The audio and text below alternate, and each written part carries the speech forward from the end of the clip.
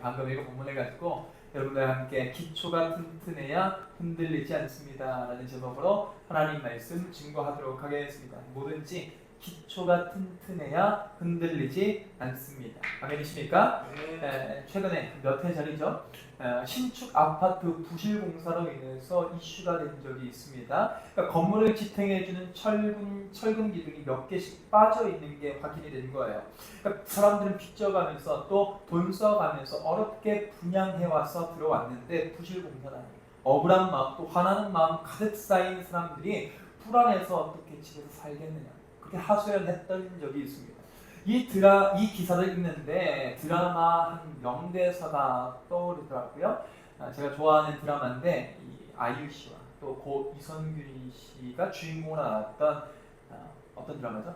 나의 아저씨라는 그 드라마인데 그 드라마 극중 건축 설계사로 나오는 이 고 이선균 씨가 동물 같은 목소리로 이렇게 얘기를 합니다.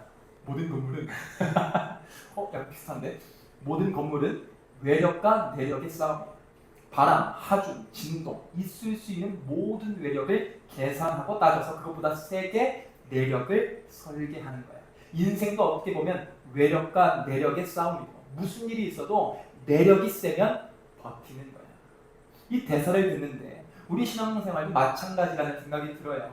외력의 힘을 견디려면 내력이 필요합니다. 내력이 튼튼해야 돼요. 무슨 말이에요? 신앙생활의 기초가 제대로 세워져 있어야 한다는 것입니다. 살다 보면 내 삶을 지탱해주는 기초인 줄 알았던 것들이 무너질 때가 있습니다. 내 실력과 내 능력과 내 인맥과 내 재력과 내 경험들이 다 무너질 때가 있고요.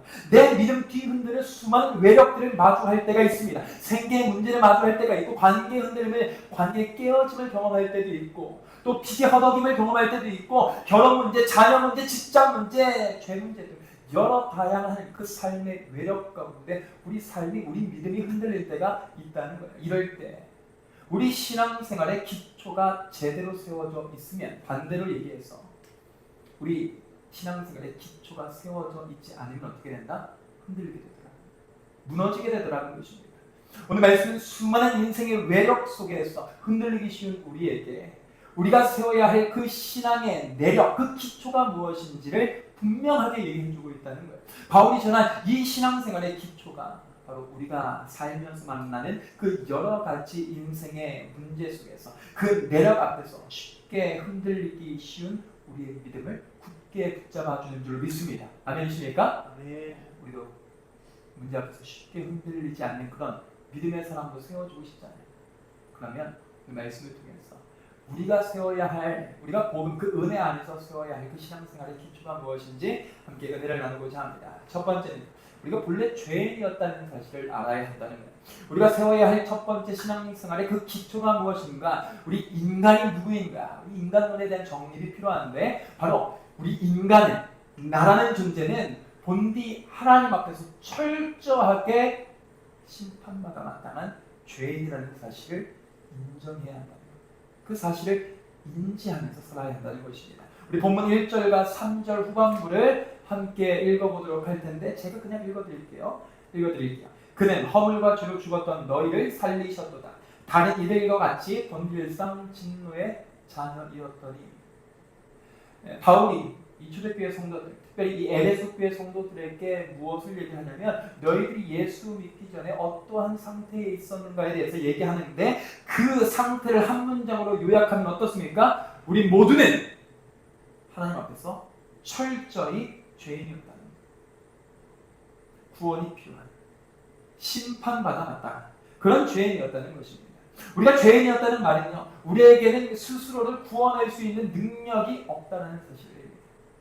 또한 우리는 하나님께로부터 구원받을 수 있는 자격이나 그 어떤 조건도 충족시킬 수 없는 그런 상태에 있다는 것을 의미합니다. 여러분들 생각해보세요. 본문이 묘사하듯이 자, 죄와 허물로 죽었잖아요. 영적인 시체란 말이에요. 그 영적인 시체들이 무슨 반응을 할 수 있겠어요? 무슨 능력이 있어서 하나님께서 은혜를 주시되 믿어야지. 그런 반응을 어떻게 할 수 있겠느냐?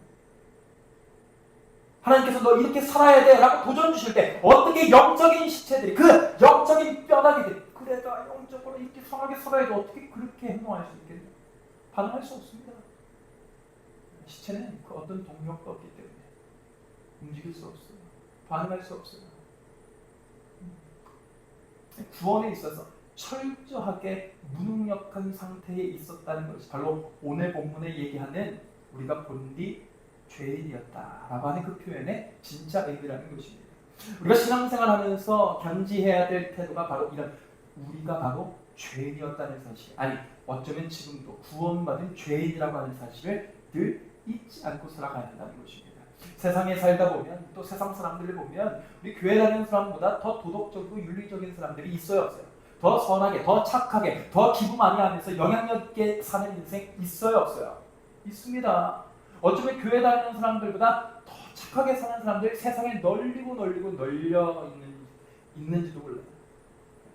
그런데 세상 사람들이 아무리 고상하게 살고 아무리 거룩하게 살고 아무리 남들 보기에 의롭게 산들, 너도 나도 우리 모두가 다 본디 하나님 앞에 철저히 심판받아 나타난 뭐다? 죄인이다.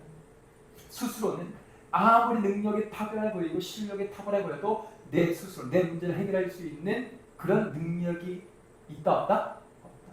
우리 철저히 죄인이라는 그 상태를 인정하면서 살아가야 한다는 것입니다. 왜 그런가? 왜 그렇게 우리가 죄인됨을 인정하면서 살아야 되는가? 그때 비로소 우리를 구원해 주실 수 있는, 내 실력으로는 도저히 해결할 수 없는 우리의 삶의 문제를, 우리 삶에 마주하는 그 외력을 해결해 주시는, 구원해 주시는 하나님을 붙들며 살 수 있기 때문입니다. 생각해 보세요. 우리가 중병에 걸렸잖아요. 우리가 몸이 아프잖아요. 그러면 누굴 찾아가요? 의사를 찾아갑니다. 왜 찾아갑니까? 내 힘으로는, 내 방법으로는 이 병을 고칠 수 있는 능력이 전혀 없기 때문에 병원 가서 의사 찾아가서 나 좀 고쳐달라고 그렇게 애걸복걸하는 거 아니겠어요? 마찬가지라는 거예요. 우리가 죄인이라는 사실을 인정해야만 우리가 구원에 있어서 그 어떤 능력으로 내 스스로의 문제를 해결할 수 없다는 사실을 인정하는 사람들만 어떻게 해야 한다? 나를 구원해 주실 수 있는 하나님을 붙들며 살아갈 수 있다는 거예요. 그럴 때 흔들리기 쉽고 넘어지기 쉬운 우리 인생, 하나님께서 붙들어 주셔서 결코 흔들리지 않는 그런 멋진 인생, 그 넉넉히 이겨나가는 그런 믿음의 사람들, 우리의 삶을 세워가 주실 수 있다는 것입니다. 아멘이십니까? 네. 이를 잘 보여주는 이야기 하나가 있습니다. 바리새인과 세리 기도에 나오는 비유죠. 비유를 보면 세리가 성전에 올라가서 기도를 합니다. 기도하는데 어떻게 기도해요? 차마 자신의 죄인됨을 깨닫고서는 하나님 앞에 떳떳하게 기도할 수가 없어서 고개 숙여 눈물 깎고 울면서 기도합니다. 하나님, 저는 구원받기 어려운 죄인입니다. 저는 하나님 앞에 서기에도 참 부끄러운 인생입니다. 라면서 자신의 죄인됨을 철저히 깨달으면서 하나님 붙든다. 그렇게 세리가 하나님 앞에서 자신의 죄인됨을 깨닫고서 하나님을 붙들게 되니까 무엇을 경험하는 줄 아세요? 예수님 말씀에 따르면 의롭다 하시는 그 은혜를 경험하게 되더라 라고 이야기합니다. 구원하시는 그 복음의 능력을 경험하게 되더라는 거예요. 그동안 여러분 생각해보세요. 이 세리가 자신이 그 지은 죄 때문에 얼마나 흔들렸겠어요. 세리도 자기가 죄인인 걸 알았다. 그 해결할 수 없는 그 죄책의 문제 가운데 많이 흔들렸다. 그런데 이 세리에게 하나님의 베푸신 그 구원은요, 그 의롭게 해주신 그 은은요, 그의 흔들리던 삶과 믿음을 붙잡아주는 능력이 되더라는 거예요. 그렇죠? 자신이 죄인됨을 깨닫고 하나님을 붙드는 인생은 하나님이 그 흔들리기 쉬운 그 믿음과 삶을 붙드셔서 결코 흔들리지 않는 인생과 믿음의 삶으로 세워나가 주실 줄로 믿습니다. 네. 아멘? 사실 우리가 신앙생활하면서 언제 가장 흔들리는가, 무너지는가 보면 언제예요? 왜 넘어져요? 왜 흔들려요? 왜 의심해요? 왜 낙담해요? 왜 두려워해요? 죄지니까. 우리 삶에, 우리 신앙생활하면서 고질적인 문제가 뭐예요? 죄 문제 아니에요? 죄 문제잖아요. 남들은 모르는, 나만 아는 그런 은밀한 죄들 다 있잖아요. 그 죄 때문에 무너지고 그 죄 때문에 내가 정말 하나님 백성이 맞는가 의심하면서 살아갈 때가 있단 말이에요. 제가 새롭게 하소서나 내가 매일 기쁘게라고 하는 그 간증 프로그램을 들으면 너나 할 것 없이 공통되게 고백하시는 그 간증의 내용들이 있는데 뭐냐면 내가 죄를 지을수록 하나님 자녀라고 하는 그 사실이 흔들리게 되더라는 거예요. 의심이 되게 되더라는 거예요. 하나님의 능력과 하나님의 은혜마저도 자꾸만 불신하게 되더라는 거예요. 우리도 그렇잖아요. 죄를 지으면 지을수록 내가 정말 하나님 백성 맞는가? 하나님 이런 나를 사랑해 주실 수 있는가? 의심하게 된다고요. 그런데 문제는 뭔지 아세요? 그렇게 죄 짓는 내 모습을 보고 순순히 죄인됨을 인정하면서 그 죄를 하나님께 가지고 나가서 하나님 앞에 내려놓고 하나님 이 문제 좀 해결해 주십시오 하면서 하나님 붙들면 참 좋겠는데 사실 우리 죄 지으면 어떻게 하는 줄 아세요? 하나님 앞에 떳떳하게 나아가기보다 그 지은 죄 때문에 그 죄책의 그 중압감 때문에 하나님 앞에 나아가지 못하고 숨겨요. 하나님 앞에 숨습니다. 죄 지으면 또 하나님 앞에 나아갈 것 같죠? 아니요. 오히려 숨습니다. 숨다가 제 나중에는 죽을 만치 괴로우니까 그때 하나님 찾는 건데 보통 사람들 죄 지으면 하나님 숨습니다. 누가 잘 보여주는지 아세요? 아담과 하와가 그렇지. 아담과 하와가 선악과를 먹고 죄를 범한 후에 어떻게 합니까? 나 이 죄 지었다 어떡하지? 이 문제 하나님 앞에 갖고 나가야지. 이렇게 해요? 안 그래요. 숨습니다. 아담아 하와야 어디 있느냐? 하나님이 찾을 정도로 숨는다. 근데 그렇게 숨어있던 아담과 하와가 하나님 앞에 딱 모습을 드러내는데 어떻게 해요? 무화과잎으로 제일 부끄러운 그 부분을 가리죠. 그러니까 자신의 침으로 계속해서 가리더라는. 그러니까 우리가 죄 지으면 문제가 뭐냐면 그 지은 죄를 갖고 하나님 앞에 솔직하게 털어놓기보다 그 지은 죄 때문에 숨기고 자신의 치부를 가리고 한다는 거예요. 그런데 문제는 그렇게 가리고 그렇게 숨긴 죄 때문에 우리의 믿음을 더 흔들려요. 근데 죄는 오히려 고백할수록 우리의 믿음을 견고하게 세워지는 한편 죄는 숨기면 숨길수록 어떻게 되는지 아세요? 우리 믿음을 더 뒤흔들어 놓습니다. 뒤흔들어 놔요. 누구랄 것도 없어요. 제가 그랬거든요. 사역자지만 하루에도 수백 번 죄를 짓는 거예요. 그런 제 모습을 보니까 내가 정말 사역을 해야 되나 말아야 되나 진짜 사역에 기로에 놓였던 적이 참 많아요. 수없이 갈등하게 되더라고요. 하나님께 내 죄 문제 고백해야 되는 거 아니 내가 그렇게 청년들에게 도전하니까 얼마나 잘하겠어요. 그런데도 머리로 아는 것과 다르게 내 이 죄 문제를 가지고 하나님 앞에 나아갈 수가 없겠더라고요. 심지어 그렇게 회개를 하고 그렇게 내 죄를 솔직하게 인정하는데 나의 기미가 보이지 않으니까 그런 내 모습을 보면 어차피 하나님께 내 죄를 고백해도 나아질 게 없는데 뭐하러 이렇게 하나 그런 마음이 들더라고요. 때로는 말하기도 참 부끄러운 그 죄된 모습 그 모습을 숨기려고 다른 사람들의 잘못을 지적하고 비난하기도 하고 또 제 사역의 그 화려한 그 열매들로 그 커리어들로 무화과잎 삼아가지고 제 그 부끄러운 치부를 막 가려대기 시작합니다. 그런데 문제는 그렇게 내 죄를 내 치부를 가리고 숨기려고 해도 여전히 마음 한구석이 불편해져. 그 지은 죄, 그 털어놓지 못한 그 죄 때문에 제 믿음이 계속 흔들리게 돼요. 그래서 한 번은 한 몇 년 전이 한 4년 전인 것 같아요. 말씀을 들어도 말씀이 안 들어와요. 은혜를 받아야 되는데 그 은혜 받고서 그 죄를 다 고백하고 인정해야 되는데 나는 그러고 싶지 않으니까 마음이 딱딱하게 굳은 상태로 어떤 은혜를 부어주셔도 난 듣지 않겠다. 그렇게 마음이 강팍해지더라고요.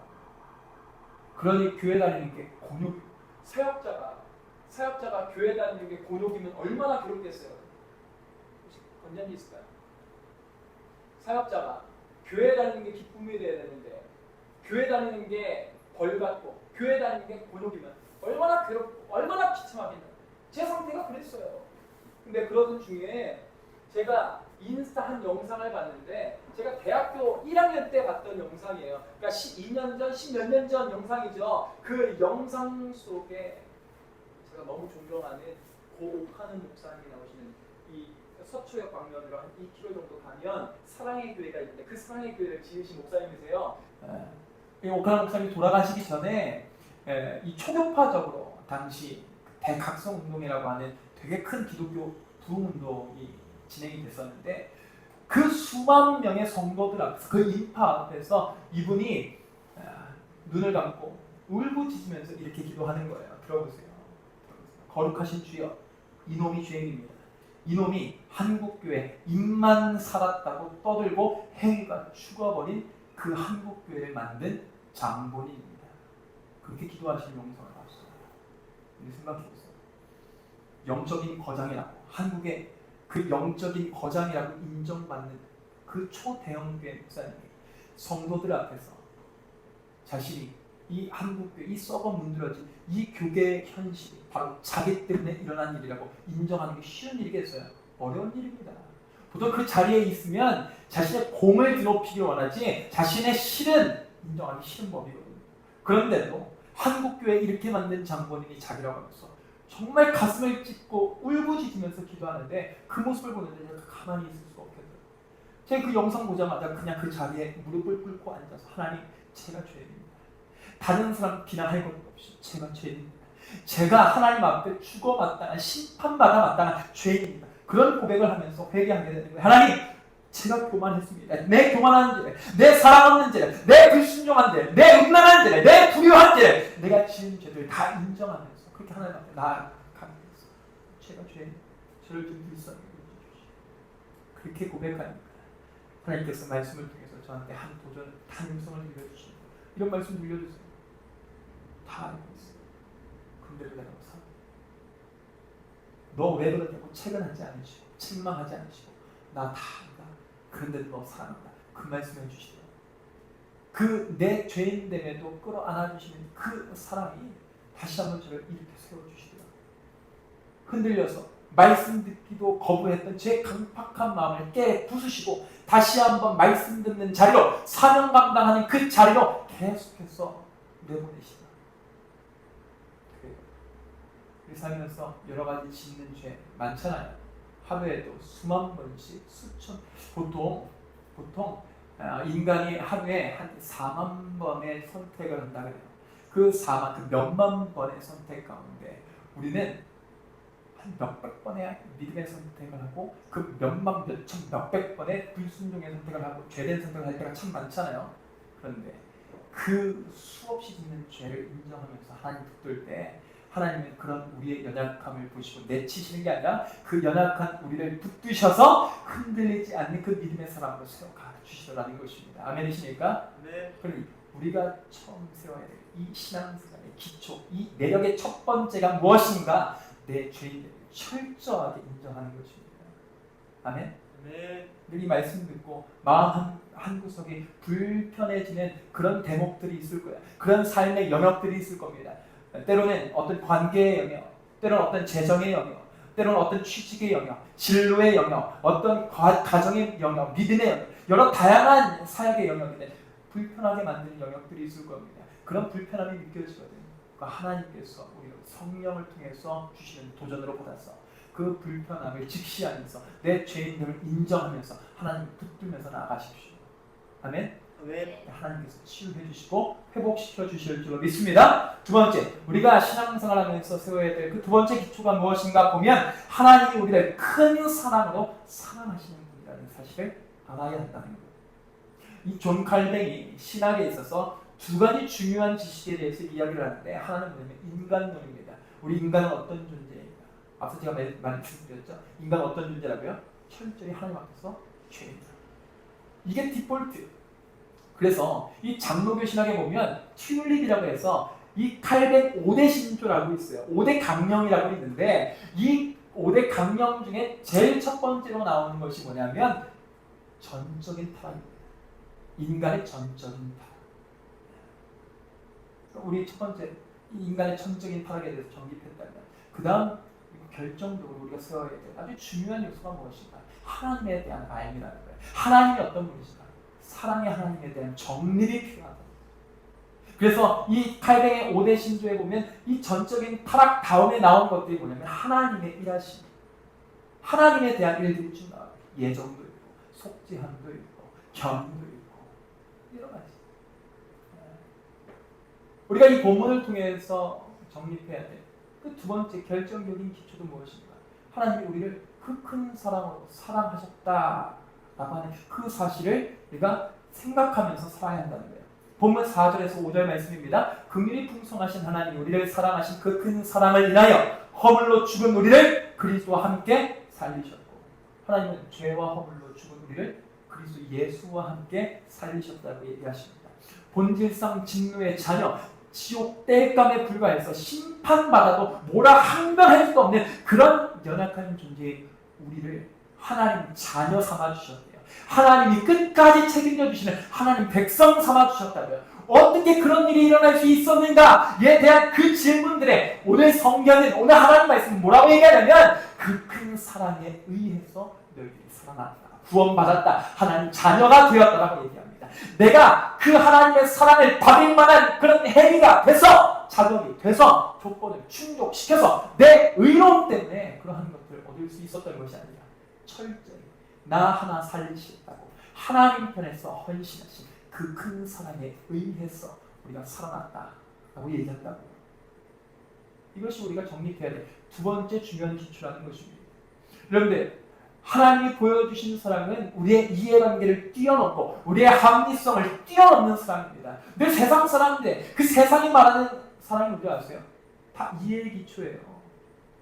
다 조건 맞아야지만 사랑을 베풀고 사랑을 받는 그런 지극히 계산적이고 지극히 이해할 수 있는 사랑을 이야기합니다.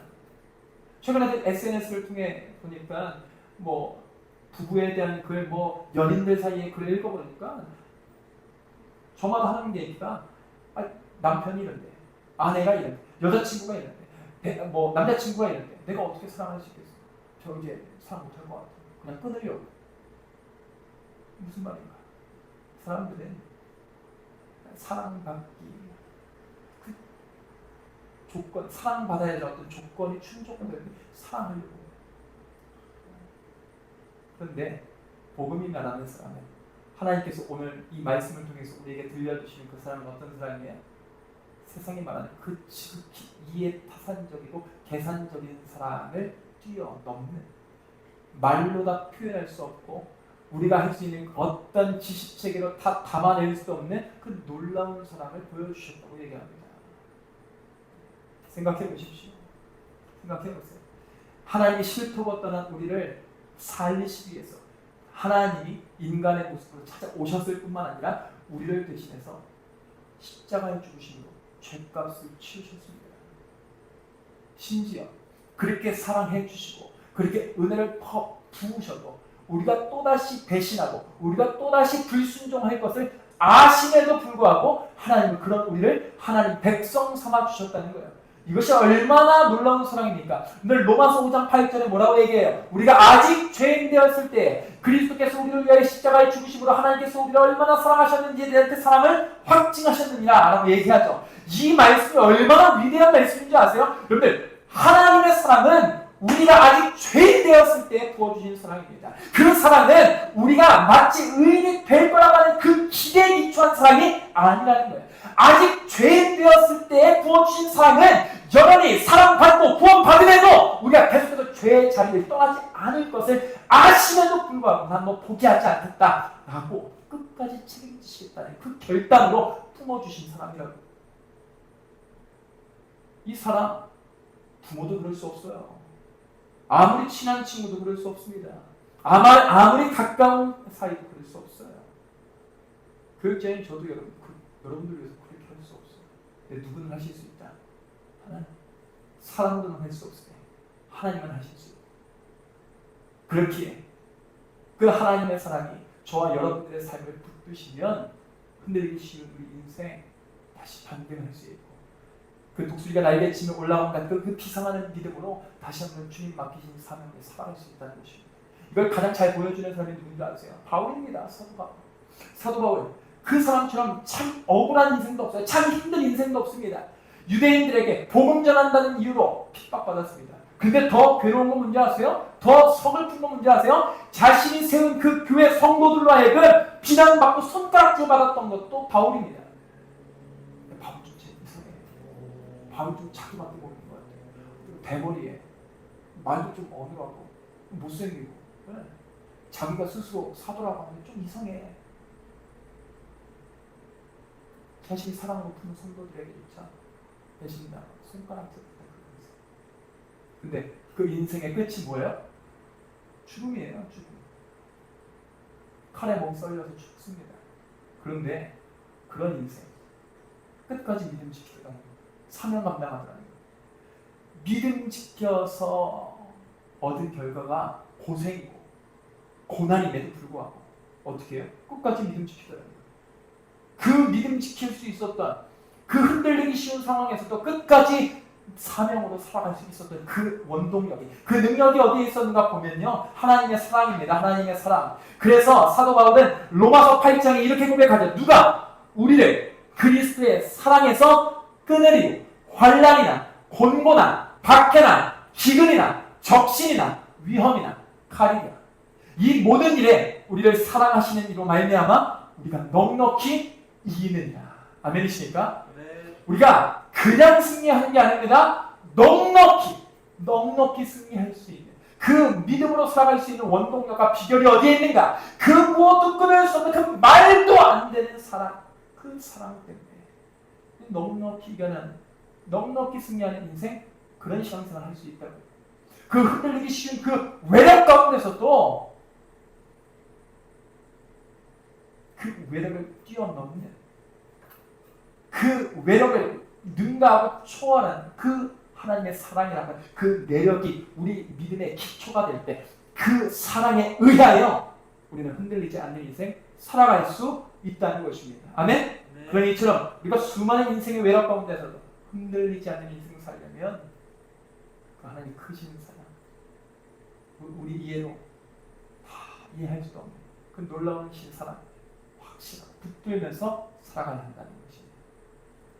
자, 몇 해 전에 유퀴즈를 통해서 한 사람의 이야기를 듣게 됐는데요.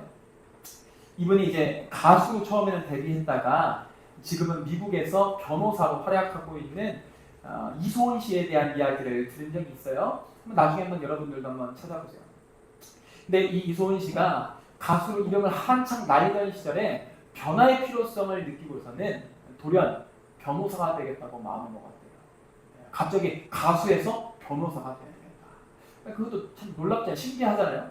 그렇게 연예계 생활을 정산하고서 미국으로 건너가서 법을 공부하는 거예요. 근데 여러분 아시죠? 한국어로 법 공부하는 것도 얼마나 어려워요. 그렇죠? 제가 아는 동생도 고대 나온 친구거든요. 근데 로스쿨 들어간다고 막 하는데 못 붙어. 고대는 얼마나 똑똑해요. 근데 로스쿨 못 가더라고. 지금 몇 번 떨어졌는지 몰라. 그렇게 똑똑한 애들. 아니 그 한국어로 법 공부하는 거 쉽지 않다고요. 그런데 갑자기 가수로 활동하다가 나 변호사 돼야 되겠다 해가지고 미국 가가지고 미국 그 영어로 법 공부를 하는데 그게 돼요, 안 돼요? 안 돼요. 힘들죠. 되게 힘들어요. 그래서 진짜 죽어라 공부만 했대요. 그런데도 그 다른 친구들과의 그 실력의 격차, 그 이해의 격차, 그 공부의 격차 좀처럼 좁혀지지 않더라는 거예요. 그래서 너무 괴로웠대요. 근데 설상가상으로 시험만 보면 그냥 꼴찌더라는 거예요.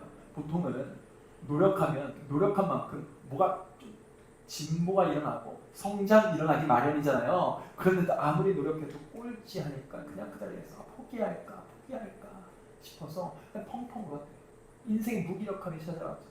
근데 그때 아버지한테 속 터놓고 얘기한 적도 없는데 아버지로부터 매일 한 통을 받았는데 이런 내용의 메시지였다는 거예요. 잘 들어보세요. 아빠는 너의 전부를 사랑하지 너가 자랄 때에 너만 사랑하는 것이 아니란다.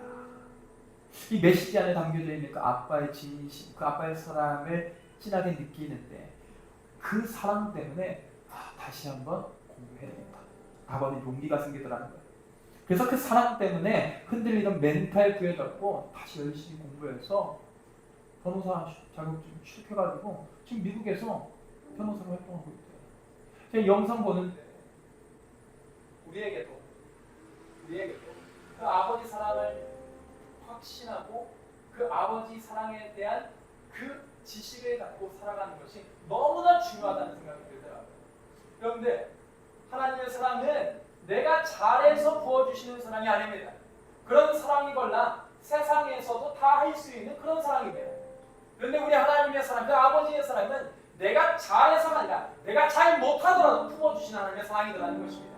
내가 아직 죄인 되었을 때에도 끌어안아주시고 포기하지 않으시는 그 하나님의 열심에 기인한 사랑이라는 거예요. 하나님 그 약속에 기인한 그 신실하심에 기인한 사랑이라는 것입니다. 아멘이십니까? 네. 이 얘기가 왜 계속해서 복음의 내용으로서 교회 안에 들려져야 하는가? 여전히 내 자격과 내 행위에 기초해서 하나님의 그 사랑을 의심하면서 살아가는 청년 성도의 삶이 바뀌기 때문에 그래서 내가 조금 못하고 하나님 이런 나를 사랑하지 못하십니까?